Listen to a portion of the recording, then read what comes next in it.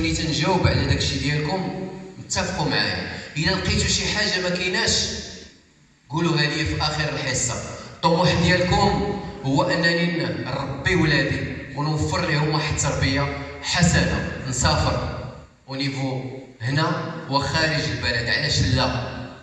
علاش لا؟ ملي تنقول في الصيف خصني نسافر، فين نمشي؟ للصويره، نمشي لاكادير. علاش ما يكونش عندك طموح مغبيه؟ علاش ما يكونش طموح عندك في لاس فيغاس؟ علاش ما يكونش طموح عندك خارج البلد؟ واخا كاين طموح اخر اللي تيقول خصني نشري دار ابارتمون، ما يمكنش نبقى في ديور الكرا، خصني نشري طوموبيل، ما يمكنش نبقى في طاكسيات والطوبيسات كل نهار. كاين طموح اخر اللي تيقول الاستقرار، وانني خصني نستقر في الحياه ديالي ثم نحس بواحد الحريه ماليه. طموح اخر تيقول لي علاش ما نخليش واحد الورث لبنتي ولا ولدي، وهذا هو اللي تيشغلنا حنا اباء، واللي ما مزوجش الله يسهل عليه ومازال توصل لهذا المستوى.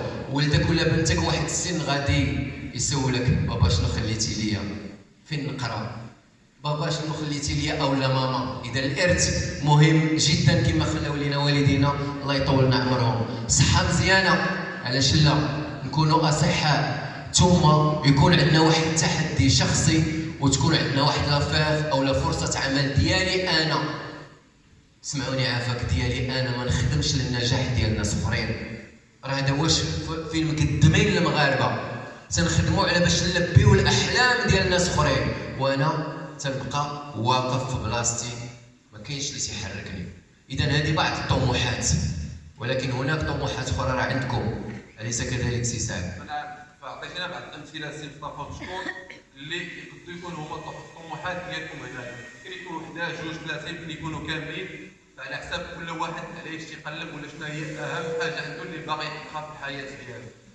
شنو نقدروا نديروا سي مصطفى باش تجاوبوا معنا؟